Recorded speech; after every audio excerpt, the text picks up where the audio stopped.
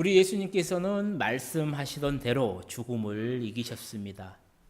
십자가에 못 박히신 지 사흘째 되던 날 해가 뜨기 전에 예수님께서는 이미 살아나셨습니다. 그래서 지금까지 밝혀져 온 바에 따르면요, 예수님께서 부활하셔서 승천하시기까지 모두 11번 본인을 나타내 주셨습니다. 11번이 어떻게 되냐면요, 이렇게 됩니다. 먼저 막달라 마리아에게 혼자 나타나셨고요. 무덤에 다녀오던 여자들에게, 또 시몬 베드로에게 나타나 주셨습니다. 또 엠마오로 가고 있던 두 제자에게 나타나셨고요. 다락방에 있던 10제자에게, 또 다락방에 있던 11제자에게, 또 디베라 호숫가에서 고기를 잡고 있던 7제자에게, 11사도 및 그들과 함께 있던 다른 제자들에게, 또 500명의 형제들에게 일시에 나타나셨고요. 또 야고보에게 나타났고, 그가 승천하실 때 감람산에서 있었던 11사도와 다른 제자들에게 예수님께서 나타내 주셨습니다. 여기에 더해서요, 예수님께서 승천을 하십니다. 그리고 나서 3번 더 자신의 모습을 보여주셨죠. 순교 직전에 스데반에게 보여주셨고요. 다메섹으로 가던 사울에게 예수님이 나타내 주셨습니다. 그리고 반모섬에 갇혀 있었던 요한에게 예수님은 나타내 주셨다는 것이죠. 이렇게 성경을 보게 되면요, 부활하신 예수님의 나타내심이 총 몇 번 나오냐면 14번이 기록되어 있습니다. 그리고 이 14라는 숫자는요, 마태복음 보게 되면 예수님의 족보를 또 14번, 14대씩 해서 3번 구별해 놓은 것을 우리는 볼 수가 있습니다. 사랑하는 성도님들, 왜 성경의 기자는 이 숫자 14를 강조하고 있을까? 이유는 14라는 숫자의 인수 때문입니다. 14의 인수가 뭐냐면 7과 2예요. 7은 완전수입니다. 그리고 2는요, 증인의 수예요. 그러므로 14라고 하는 숫자가 강조하고 있는 것은 무엇이냐면 완전한 증거가 되는 수라는 것을 의미한다라는 겁니다. 그래서 부활하신 예수님께서 14번 나타내 주셨다라는 것은 예수님의 죽음을 이기시고 승리하신 완전한 증거라는 것을 보여준다라는 말씀인 겁니다. 그러니 예수님의 부활에 대해서 세상 사람들이 어떤 왈가불가 하더라도요, 완전한 증거가 있는데 누가 그런 말을, 무슨 말을 할 수 있겠냐라는 것이죠. 그렇게 오늘 사랑하는 우리 모든 성도님들 또한 그 누가 뭐라 하더라도 예수님의 부활하심을 믿고 고백하시기를 축복합니다. 자, 부활하신 예수님이요, 제자들에게 주옥과도 같은 7마디의 말씀을 남겨주셨습니다. 그게 마지막 말씀이에요. 지난 주일에 우리는 3가지의 말씀을 생각해 보았죠. 첫 번째는 위대한 유산의 말씀이었습니다. 너희에게 평강이 있을지어다. 두 번째 말씀은요, 위대한 명령이었어요. 아버지께서 나를 보내신 것 같이 나도 너희를 보내노라예요. 세 번째 말씀은요, 우리에게 위대한 위로가 됩니다. 성령을 받으라라는 거예요. 오늘은 4번째 말씀과 5번째 말씀을 생각해 보려고 합니다. 먼저 예수님의 말씀, 4번째 말씀은 무엇입니까? 본문 27절에 나와 있죠. 믿음 없는 자가 되지 말고 믿는 자가 되라라는 겁니다. 의미를 부여하면요, 위대한 도전의 말씀이다라고 할 수가 있어요. 제가 성경 퀴즈를 한번 내보려고 합니다. 성경을 잘 보면요, 세상에 태어나지 않았어요. 그런데 죽은 사람이 나옵니다. 성경을 보면요, 세상에 태어나지 않았어요. 그런데 죽은 사람이 나와요. 그 사람이 누군지 아십니까? 바로 아담과 하와입니다. 왜냐하면 이들은요, 만들어졌습니다. 하나님에 의해서. 또 반대가 있어요. 세상에 태어났어요. 그런데 죽지 않은 사람이 있어요. 성경을 보게 되면요. 누구예요? 바로 에녹과 엘리야입니다. 왜요? 이 둘은 승천했습니다. 자, 죽었지만 썩지 않은 사람이 있어요. 우리가 잘 알고 있는 롯의 부인이죠. 소금 기둥이 됩니다. 그리고 우리가 지나왔던 사순절이 되면요, 가장 욕을 많이 먹는 사람이 누굴까요? 바로 가룟 유다입니다. 그리고 부활절이 되면요, 가장 욕을 많이 먹는 사람은 누구일까요? 바로 도마입니다. 오늘 저는 이 도마에 대해서 이야기를 해보려고 해요. 오늘 우리가 읽었던, 오늘 우리에게 주셨던 본문의 주인공은 부활하신 예수님과 도마입니다. 불행하게도요, 도마는요, 그날 저녁, 부활절 저녁, 다락방에 없었다라는 거예요. 자신이 없는 사이에 10 제자는요, 어때요? 예수님을 만났습니다. 그리고 3가지의 말씀도 들었어요. 너희에게 평강이 있을지어다. 나도 너희를 보내노라. 성령을 받으라. 부활주일 저녁에 예수님이 부활하셔서 제자들에게 나타나셨고요. 복된 말씀을 주신 것이 바로 우리 기독교의 시작이 되었습니다. 그 전에는 유대교에서 안식일에 지켰던 그 일에서 이제는 예수님이 부활하신 그날로 시간을 옮겨서 기독교인들은 함께 모여서 부활하신 주님을 찬양하며 예배하게 되었다라는 것이죠. 문제는 그 중요한 자리에 도마가 없었다라는 거예요. 진짜 안타까운 일이죠. 사랑하는 성도님들, 신앙생활을 하면 할수록 믿음이 있는 사람일수록 정말로 중요하게 생각하는 게 뭐냐면 바로 주일 성수입니다. 이 주일 성수라는 말은 뭐냐면요, 주님의 날을 거룩하게 지킨다라는 뜻이에요. 왜 우리에게 이 주일 성수가 중요하냐면요, 2가지입니다. 첫 번째는 주일이라고 한 날은 하나님의 전에 나와서 하나님께 예배하는 날이기 때문에 중요해요. 우리가 나와서 우리의 모든 것을 다 하나님께 드려요. 예배의 본질은요, 드리는 겁니다. 착각하지 마세요. 내가 예배 시간에 와서 내 마음에 평안을 얻고 하나님께 은혜를 받고 지혜를, 그것은 2번째예요. 첫 번째 예배의 본질은 뭐냐면요, 내 모든 것을 드리는 거예요. 내 시간을 드리는 거고요, 내 물질을 드리는 거고요, 내가 할 수 있는 내 마음을 드리는 겁니다. 그러면서 뭐를 하냐면 하나님을 찬송하는 거예요. 하나님께 기도 드리는 겁니다. 하나님께 헌금을 드리는 거고요, 하나님께 내 마음을 드리는 겁니다. 그러면 하나님은 예배하는 우리들에게 말씀을 주시고 은혜를 주시고 복을 주시고 성령을 부어 주신다라는 겁니다. 그렇게 주일이 중요해요. 2번째 이유가 뭐냐면요, 주일은요, 흩어진 성도들이 이 교회에서 만나는 겁니다. 그래서 교제를 해요. 교회에서 일어났었던 전반적인 사항도 듣고요, 교회에 일어난 일들도 함께 알아가는 겁니다. 이렇게 주일마다 하나님은요, 은혜와 복을 성도들에게 내려줍니다. 또 성도 간에도 아름다운 이 교제를 허락해 주세요. 문제는 무엇이냐? 이런 귀한 주일 성수를 내가 빠지게 되면 어떻게 되냐라는 거예요. 다른 성도들이 모두 받았었던, 지난 주일에 받았던 은혜를 나만 모르게 됩니다. 또한 다른 성도들은 모두 알고 있는 교회 행사들이나 성도의 소식들을 나만 모르게 된다라는 거예요. 그러니 한 주일 빠지는 순간 자신의 신앙생활에 마이너스가 되어버리게 된다라는 것이죠. 그래서 주일 성수가 중요한 겁니다. 바라기는 정말로 사랑하는 우리 모든 성도님들 또한 이 주일 예배의 귀함, 또 성도 교제의 이 중요함을 아시고요, 온전히 주일을 성수하셔서 하나님이 베푸시는 그 풍성한 은혜와 복을 누리시기를 축복합니다. 다시 도마 이야기로 돌아가 보면요, 언제인지는 모르죠. 도마가 다락방에 왔어요. 10 제자가요, 부활하신 예수님을 만났다라고 해요. 그리고 그동안에 있었던 일들을 도마에게 다 말해줍니다. 예수님이 말씀하셨잖아요. 2번째 말씀, 나도 너희를 보내노라라는 이 말을 들었던 자들답게 선교사의 사명을 잘 감당하더라는 거예요. 10명의 제자들은. 그런데 그 중요한 날 빠졌던 도마가 문제라는 거예요. 도마가. 10명의 제자들이 한 목소리로 말을 해요. 야, 부활하신 예수님을 만났다라는 거예요. 그러면 도마도 믿었으면 좋겠잖아요. 할렐루야, 아멘, 하나님을 찬양합니다. 이렇게 넘어갔으면 얼마나 좋겠냐라고요. 그런데 도마는요, 예수님의 부활을 믿지를 않습니다.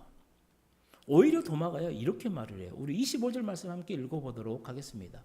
도마가 이르되 내가 그의 손 못자국을 보며 내 손가락을 그 못자국에 넣으며 내 손을 그 옆구리에 넣어보지 않고는 믿지 아니하겠노라 하니라. 아멘. 어지간하죠.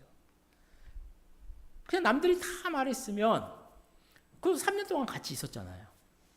그러니까 그들이 거짓말할 사람이 아니라는 것을 알 거란 말이죠.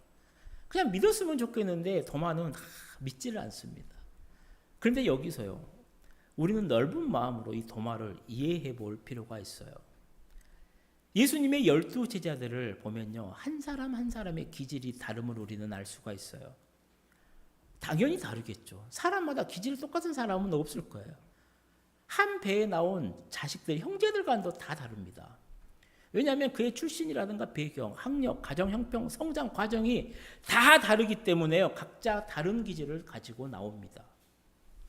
그래서 학자들은 대체로 이 도마의 기질을 우울질이라고 봐요.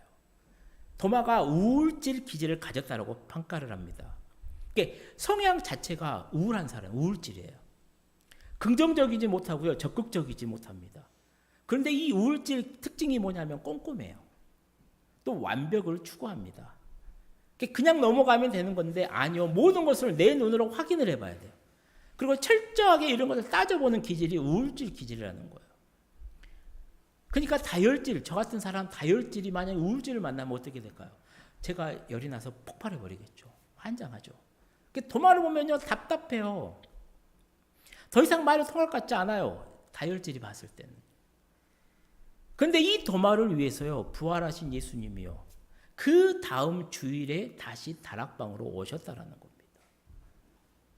그리고 부활 주일날 오셨던 것처럼 제자들에게 평강을 기원한 후에 도마에게 자신의 상처를 보여주면서 네 번째 말씀을 하더라는 겁니다. 믿음 없는 자가 되지 말고, 야, 너 믿는 자가 되어라. 그리고 예수님의 이런 모습은요, 오늘 우리에게 매우 큰 감동을 선사합니다. 왜냐하면 예수님께서 도마의 수준으로 내려오셔서 도마를 믿게 해주셨다는 거예요.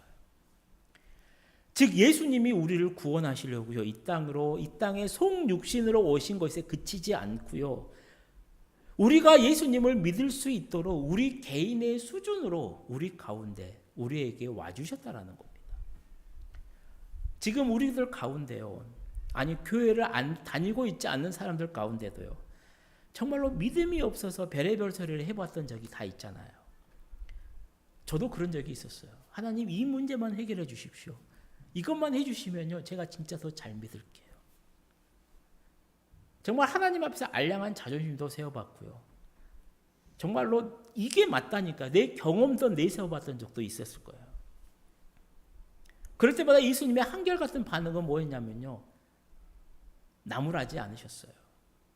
그냥 내 수준으로 내려와서 그래 네가 맞다, 이렇게 가자라고 믿도록 해주셨다라는 것이죠.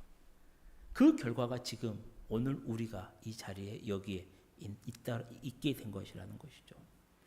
그렇게 사랑하는 우리 성도님들도 마찬가지예요. 가족이라든가 친구라든가 직장 동료라든가 이웃 중에 정말로 이 도마처럼 고집이나 자신의 그 생각이라든가 이 경험을 내세워서 믿지 못하겠다라고 할 때 정말로 이 부활하신 예수님의 마음으로 예수님처럼 그분의 상황으로 내려가서 이해하고 격려하고 감싸주기를 바랍니다. 부활하신 예수님의 네 번째 말씀, 믿음 없는 자가 되지 말고 믿는 자가 되라. 이 말씀은 부활하신 예수님께서 제자였던 도마에게 한 말씀이에요. 그러니 이 말씀은 예수님의 제자된 우리에게도 해당된 말이라는 겁니다. 사랑하는 성도님들, 부활은요, 과학으로 증명되는 차원이 아니라 부활은 믿음으로 경험되는 것입니다. 그렇게 사랑하는 우리 모든 성도님들 또한 부활을 믿는 자들로 당당하게 살아가시기를 축복합니다. 예수님의 마지막 말씀, 다섯 번째 말씀은 무엇입니까? 바로 본문 29절에 나와 있죠. 우리 함께 읽어보도록 하겠습니다. 너는 나를 번고로 믿느냐? 보지 못하고 믿는 자들은 복되도다 하시니라. 아멘. 의미를 붙이면요, 정말로 위대한 축복의 말씀이다라고 할 수가 있죠. 핵심은 뭡니까? 보지 않고 믿는 자가 복되다라는 거예요. 성경을 보게 되면요, 하나님의 임재를 경험한 사람들이 많아요. 즉 하나님을 만난, 하나님을 본 사람들이 많다라는 거예요. 우리가 잘 알고 있는 아브라함도 그러잖아요. 자신의 집에서 천사의 모습을 한 그 세 방문자와 대화를 나누잖아요. 또 모리아 산에서 자신의 아들이었던 독생자였던 이삭을 바칠 때요, 하나님의 음성을 들었습니다. 모세는요, 호렙산에서 하나님을 만나요. 이사야는요, 성소에서 정말로 높이 들린 하나님을, 환상을 보게 됩니다. 제자들은요, 육체를 입고 오신 예수님과 부활하신 예수님을 자신의 두 눈으로 목격을 합니다. 사도 요한은요, 반모섬에서요, 예수님과의 그 엄청난 환상을 보게 됩니다. 오늘 우리 성도님들 가운데도 그럴 수 있을 거예요. 내가 예수님을 눈으로 본다라면 예수님을 정말로 더 잘 믿겠다라고 생각하고 이야기하신 분이 계실지도 모릅니다. 자, 생각해 보십시오. 그런 생각과 마음이 있는 사람이 예수님을 눈으로 보면 어떻게 될까요? 정말로 믿음 생활을 잘할까요? 아니요. 허영심만 더 커져서요, 자신을 더 높일지도 모릅니다. 나 예수 본 사람이야 이러면서요, 더 나아가면요, 이만희처럼 이단의 교주가 될지도 몰라요. 어떤 이들은요, 기적을 체험하면요, 내가 더 잘 믿겠다라는 분도 있어요. 어떤 이들은 내가 성령의 은사를 받으면 예수 더 잘 믿겠다라고 말한 사람들이 있습니다. 물론 그렇게 해서 잘 믿는 사람도 있어요. 그런 마음도 알아요. 그런데 오늘 예수님은요, 분명하게 말씀하는 거예요. 야, 보지 못하고 환상이나 이적이나 은사 없어도 믿는 자가 되라. 그것을 우리에게 권면하고 있다는 겁니다. 사랑하는 성도님들, 그렇게 믿음이란 무엇이냐면 바로 이것이에요. 믿음은 하나님의 말씀의 기초에서 믿고 하나님의 말씀의 근거에서 행동하는 게 믿음이라는 거예요. 그러니까 믿음은 성경대로 믿는 겁니다. 성경대로 사는 것이요, 하나님이 우리에게, 나에게 바라시는 정말로 원하는 믿음이라는 겁니다. 그래서 정말로 바라기는, 사랑하는 우리 모든 성도님들 또한 예수님께서 이렇게 바라시는, 보지 않고 그런 기적이 없어도 우리에게 주신 귀한 선물인 이 하나님의 말씀의 기초에서 예수를 잘 믿는 그러한 성도들이 되시기를 축복합니다. 자, 5원의 위대한 축복의 부분을 생각해 보려고 해요. 보지 않고 믿는 자가 복되다라고 말씀을 했어요. 그러면 예수님이 말씀하셨던 이 믿는 자들이 복되더라. 그러면 이 믿는 자들의 복이 무엇이냐라는 것이죠. 요한복음을 보면요, 10가지가 나옵니다. 그래서 이 10가지의 말씀을 우리가 함께 읽어보려고 해요. 자, 첫 번째 복은 무엇이냐면요, 하나님의 자녀, 하나님의 권속이 됩니다. 우리 요한복음 1장 12절 말씀입니다. 함께 읽어보겠습니다. 영접하는 자, 곧 그 이름을 믿는 자들에게는 하나님의 자녀가 되는 권세를 주셨으니 아멘. 하나님이 우리 아버지가 되고요, 우리는 형제가 되더라는 겁니다. 세상 말로 표현하면 이런 좋은 백이 없다라는 거예요. 아주 든든한 배경이라는 거예요. 그러니까 이것은요, 위대한 축복이 되더라는 겁니다. 두 번째 축복부터는요, 하나님의 자녀가 되면요, 자연적으로 따라오는 복입니다. 두 번째는요, 영생을 얻습니다. 우리 잘 알고 있는 요한복음 3장 16절 말씀입니다. 하나님이 세상을 이처럼 사랑하사 독생자를 주셨으니 이는 그를 믿는 자마다 멸망하지 않고 영생을 얻게 하려 하심이라. 아멘. 나를 위해서 십자가에 돌아가신 이 예수님을 믿으면요, 나에게, 우리에게 영생이 주어진다는 겁니다.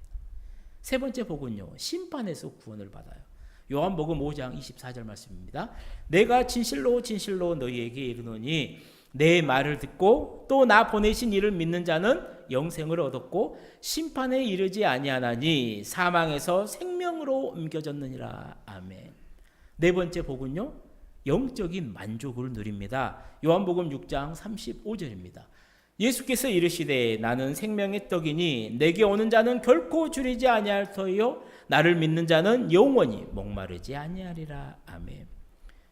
이 말씀에서 내게 오는 자가 누구냐면요, 믿는 자를 말을 해요. 즉 예수님을 믿으면요, 영적으로 배고프지도 않고요, 영적으로 목마르지도 않는다라는 겁니다. 혹시 우리 성도님들 가운데도 영적으로 배고프고 목마르신 분이 계십니까? 그 배고픔과 그 목마름을 해결해 주실 수 있는 분은 예수님이라는 것을 아시고요, 예수님을 잘 믿으시기를 축복합니다. 그러면 영적으로 만족함을 누릴 겁니다. 다섯 번째 복은 무엇이냐면요, 최종적으로 부활로 들어가더라는 것이죠. 요한복음 6장 40절 말씀입니다.